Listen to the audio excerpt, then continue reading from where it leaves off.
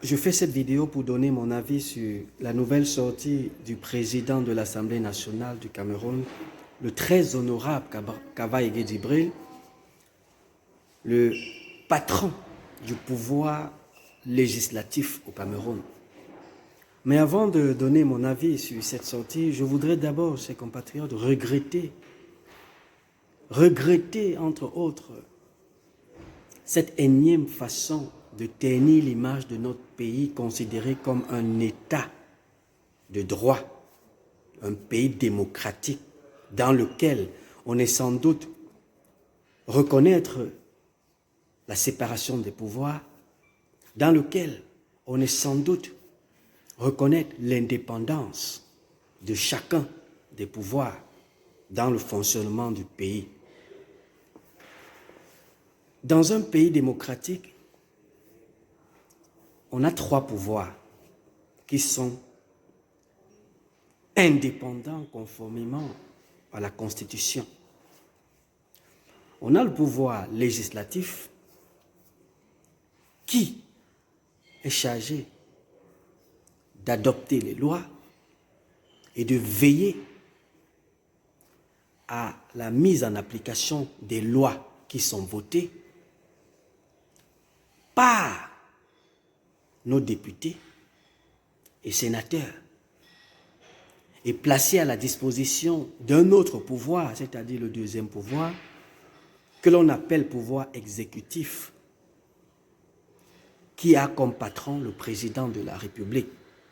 Et enfin, le pouvoir judiciaire, qui est censé de juger au nom du peuple camerounais, pour le cas de notre pays, le Cameroun, considéré comme un État de droit, considéré comme un pays démocratique dans lequel les institutions sont respectées par les personnes qui sont chargées de les incarner, notamment le président du Sénat, le président de l'Assemblée nationale et enfin le président de la République.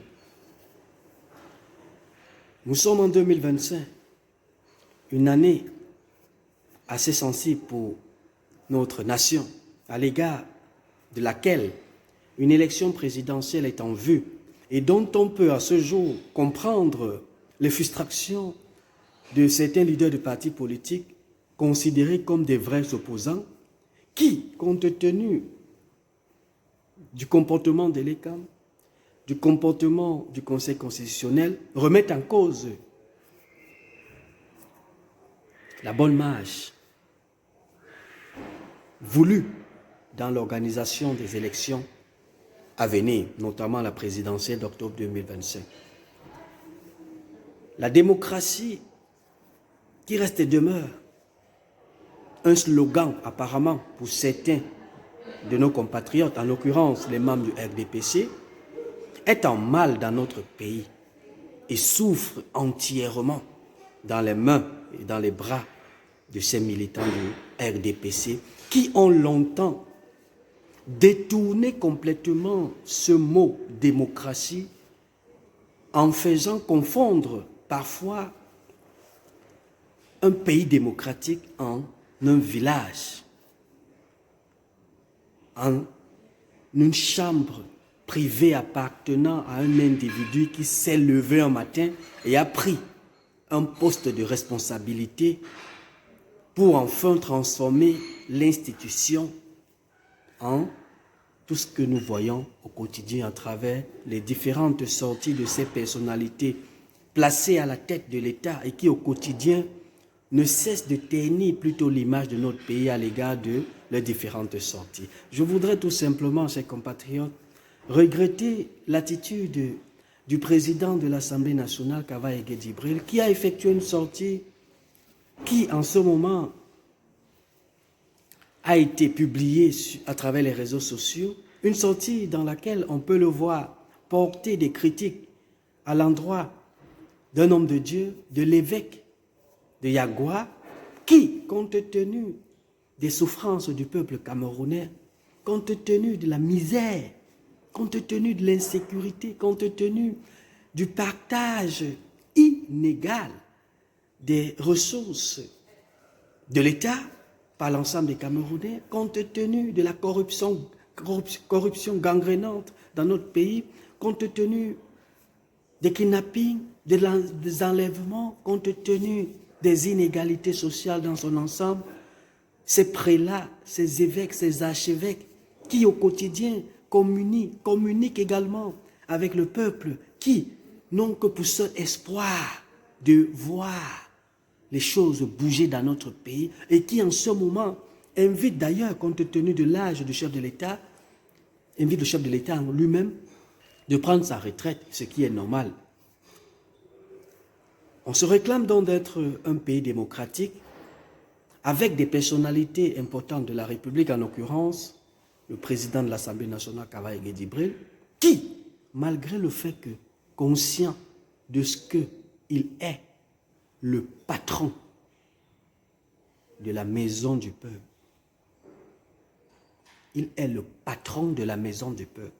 Kava Djibril, président de l'Assemblée nationale du Cameroun, est la première personnalité importante lorsque l'on ouvre la maison du peuple.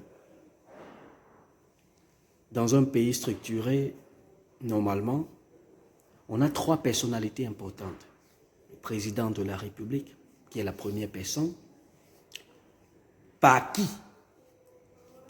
le peuple camerounais, à travers les élections présidentielles, concède sa souveraineté et qui, par conséquent, est en mesure et est dans ses droits de récupérer sa souveraineté lorsque celui-là, c'est-à-dire le chef de l'État, ne fait pas comme il veut.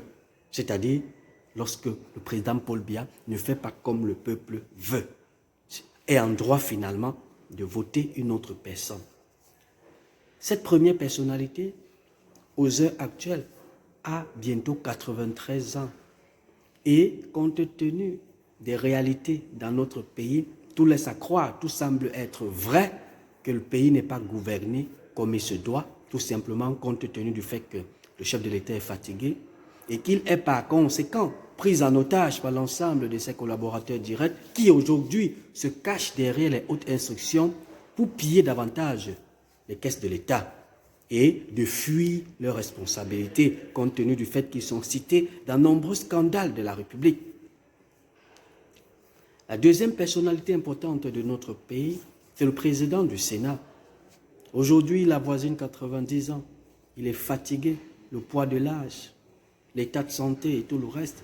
Mais malgré tout cela, lui-même, y compris les membres de sa famille, ont été incapables de reconnaître que la République doit fonctionner. Une République qui emmagasine, qui reconnaît un effectif d'environ 27 millions d'habitants, est une République dans laquelle on a des jeunes, on a des personnalités qui ont de l'énergie, qui ont des compétences, des savoirs et des savoir-faire et qui sont disponibles à remplacer certaines personnes lorsque celles-ci éprouvent des difficultés compte tenu de leur âge, de leur fatigue et de leur incapacité à assurer leurs fonctions. Mais hélas, dans notre pays, cela n'est pas le cas. Raison pour laquelle on a toujours le président Niat Difendi Marcel qui occupe la fonction la plus importante que l'on appelle présidence du Sénat, malgré son état actuel. Et enfin, la troisième personnalité importante du pays, c'est le très honorable Kava Djibril, président actuel de l'Assemblée nationale, qui a franchi 85 ans et qui semble bel et bien être fatigué. Pourquoi? Parce que n'ayant même plus la possibilité de bien parler, parce que lorsqu'il parle, on ne peut plus l'écouter normalement, l'âge, la fatigue. Mais malgré tout cela réuni, il décide néanmoins de ne pas quitter son poste. J'ai l'habitude de poser la question même aux collègues du RDPC. Au sein du RDPC, n'existe-t-il pas des personnes compétentes qui réunissent des savoirs et des savoir-faire qui peuvent leur permettre d'occuper le poste de président de l'Assemblée nationale? La réponse, elle est affirmative. Oui, tout simplement parce que dans notre pays, les compétences meurent. Des génies meurent. Tout simplement compte du fait que certaines personnes à la tête de l'État ont transformé la République dans leur tête en leur propriété privée, en leur maison familiale.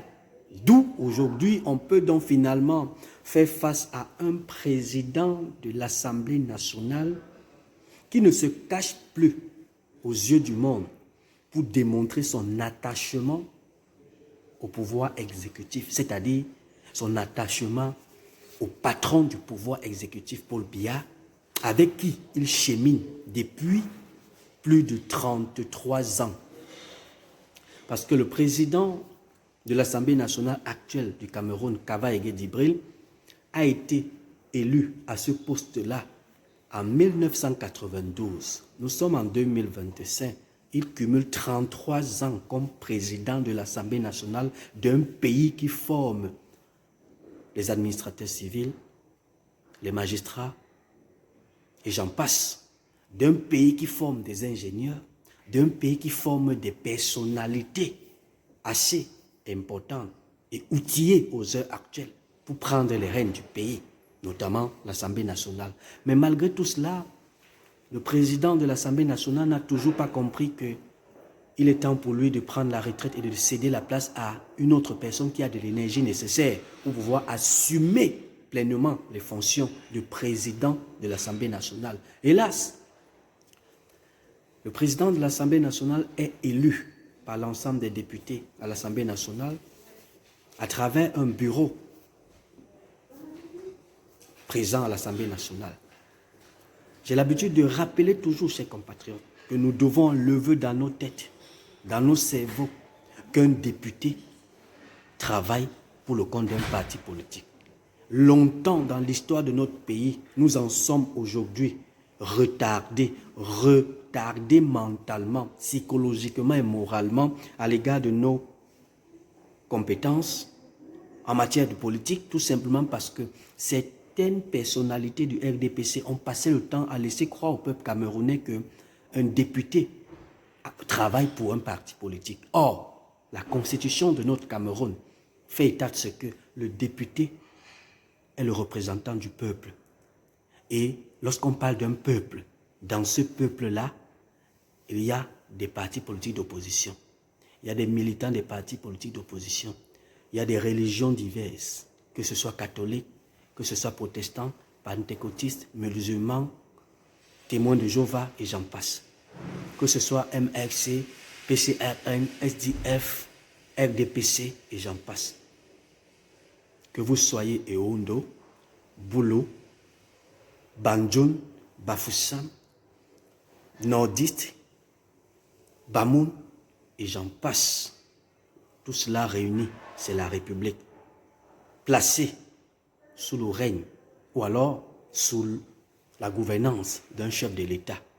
Et un chef de l'État qui est également soumis à un ensemble de lois qui sont adoptées et votées par une chambre que l'on appelle le Parlement, subdivisée en deux. D'un côté, la chambre haute, qu'est le Sénat, et la chambre basse, qu'est l'Assemblée nationale. Et dans ces deux chambres du Parlement, on retrouve des représentants du peuple camerounais. Les 180 députés et les 100 sénateurs forment 280 représentants du peuple camerounais dans son ensemble.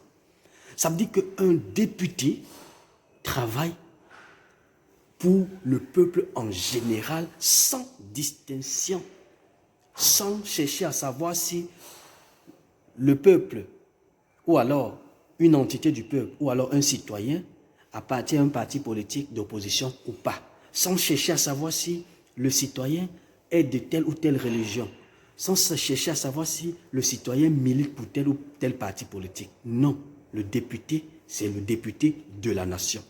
C'est ça la démocratie. Et dans cette démocratie, la place qu'occupe le président de l'Assemblée nationale en tant que représentant premier, c'est-à-dire premier représentant du peuple dans la maison du peuple lui-même, ce nom aujourd'hui est complètement bafoué lorsque l'on observe le président de l'Assemblée nationale, Kava Ege Djibril, fait une sortie comme celle qu'il a effectuée le week-end, dans laquelle on peut l'entendre dire « Un certain évêque de Yagua, avait dit que il faut qu'on tue Paul Biya pour qu'une autre personne vienne le remplacer, ou alors que même si le diable veut prendre, qu'il prenne d'abord le pouvoir et que l'on voit le reste après. Et il poursuit son discours en disant, le diable n'existe pas. Il faut que le patron de cet évêque le convoque pour qu'il lui montre le diable là en question. Et après, dans sa même sortie, il souligne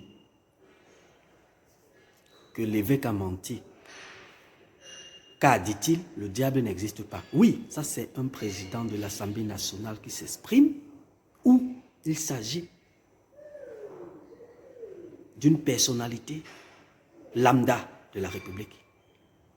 Mesdames et messieurs, chers compatriotes, il s'agit du président de la République du Cameroun, du président de l'Assemblée nationale du Cameroun, la chambre parlementaire, qui se retrouve finalement en train de prendre le micro à Mondovision et à dire à l'opinion nationale et internationale qu'un évêque qui, légitimement et légalement, a pris la parole pour dénoncer les souffrances d'un peuple est hors sujet ou alors n'est pas dans ses droits. Parce que c'est ce que ça veut dire. Lorsqu'un président de l'Assemblée nationale vient défendre finalement le président Paul Biya, on peut bien se poser la question de savoir le pouvoir législatif au Cameroun, géré par Kava Ege Dibrel, est-il indépendant vis-à-vis du pouvoir exécutif géré par le président Paul Biya? Non. Ça fait honte, chers compatriotes. Nous qui observons tout cela, nous ne cessons toujours de faire des petites sorties lorsque nous prenons un peu de pause, ou alors des petites pauses tout au long de nos journées de travail. C'est tout simplement dans le sens de nous dédouaner d'abord dans un premier temps de ces différentes sorties qui ne cadrent pas avec la valeur du peuple camerounais que nous sommes, conscients de ce que ce ne sont pas des ressources humaines qui manquent à notre pays. Ce ne sont pas des compétences, des savoirs et des savoir-faire qui manquent à notre pays, mais il s'agit d'un problème de mentalité. Il s'agit d'un problème de mentalité, des mentalités qui convergent tout simplement dans le sens de rétrograder cette démocratie-là que le chef de l'État Paul Biya a tant mis en avant depuis le début de son règne en 1982. Lorsque le président de l'Assemblée nationale est observé dans un courrier en 2025 en train d'attribuer le nom de l'Assemblée nationale aux propriétaires du pouvoir exécutif, même nos mamies, c'est-à-dire nos grands-parents, qui sont au village et qui ne connaissent rien sur la politique aux heures actuelles, en écoutant tout simplement le fait que l'Assemblée nationale s'appelle ou se prénomme Palais des Verts Paul Biya, il faut bien que l'on puisse expliquer à cette maman, ce grand-papa, nos parents du village, en utilisant des arguments parfois qui ne relèvent même pas de la réalité, pour qu'enfin il ou elle puisse se rendre compte que l'Assemblée nationale, à l'intérieur de cette maison, se décide des choses sans la présence de la présidente de la République. Une façon de dire clairement que le fait de donner le nom Paul Biya à l'Assemblée nationale du Cameroun, c'est une façon de démontrer de façon claire et nette que le pouvoir législatif n'est pas indépendant vis-à-vis du pouvoir exécutif et que les deux sont complices. Dans ce genre de pays, comment voulez-vous que la justice soit libre?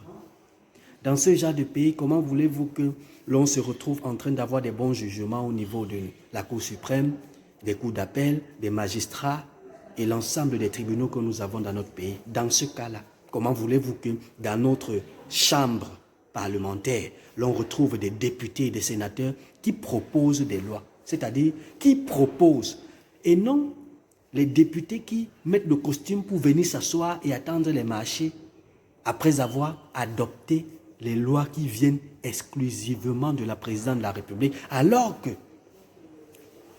l'article 26 de la Constitution est bien clair.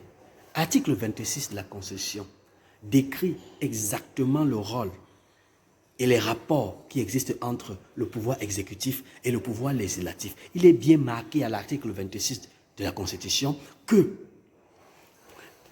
le pouvoir exécutif, qui est en ce moment géré par l'honorable Kavaïgué Djibril, est chargé de proposer, de voter et d'adopter les lois, qui par conséquent, ces lois sont mises à la disposition du pouvoir exécutif, géré par le président Paul Biya, pour une stricte mise en application.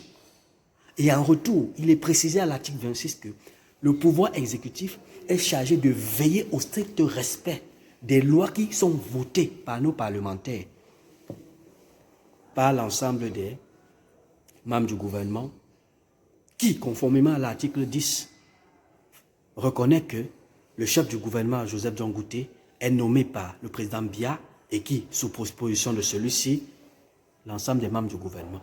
Alors, la chambre parlementaire, c'est-à-dire sénateurs et députés, les deux réunis, sont chargés de veiller à l'ensemble des exercices effectués au sein du gouvernement en appliquant de façon objective et réelle les lois qui sont votées et placées à leur disposition. Est-ce que c'est le cas lorsqu'aujourd'hui on est conscient de ce que tout part de la présidence de la République pour arriver au Parlement, et quand ça arrive, ils sont là pour dire Amen. Je vais citer par exemple l'histoire de la CNI qui est passée, des timbres de la CNI qui est passé à 15 500 francs venant de la présidente de la République, pour ne citer que ce projet de loi, parmi tant d'autres projets de loi qui sont partis de la présidente de la République, arrivés sur la table des parlementaires, et que compte tenu de la classe majoritaire écrasante, que les personnes appartenant au RDPC ont continué pendant des décennies à laisser croire que même si l'on appartient au RDPC, du moment où on est élu député, on continue à travailler pour le RDPC, alors que c'est faux. C'est ça que nous voulons changer, chers compatriotes. Peuple camerounais, c'est ce pays-là que nous voulons après 2025. C'est ce pays-là, un pays démocratique, est un pays où il y a la séparation des pouvoirs, où le pouvoir exécutif connaît sa position, connaît son début et connaît sa limite, où le pouvoir législatif connaît son début, connaît sa limite, où le pouvoir judiciaire, enfin, a les mains libres. Nous avons vu tout au long de ce week-end des émissions télévisées sur nos chaînes nationales où on a de la peine à expliquer aux Camerounais et au monde entier comment le procès de Martinez Zogo, 2 ans après, n'a pas bougé. Quand on dit n'a pas bougé, qui sont les commanditaires? Où est la reconstitution des faits? Alors que dans ce même pays, on a vu pendant les 2 années des scènes qui se sont produites et dont la reconstitution des faits a été présentée par la presse 2 jours après, 1 semaine après.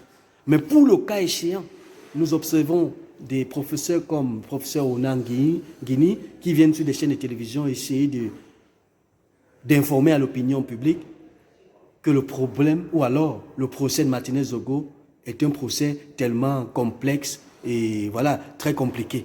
Ça veut dire que dans ce pays-là, il y a quand même également des personnes qui continuent de penser que on est face à une justice qui fait du 2 poids 2 mesures, c'est-à-dire juger des affaires complexes lorsque ce sont les personnalités en charge des affaires de l'État qui sont citées dans des faits ou alors dans les faits en question, et de juger d'autres faits très simples lorsque c'est le Camerounais lambda.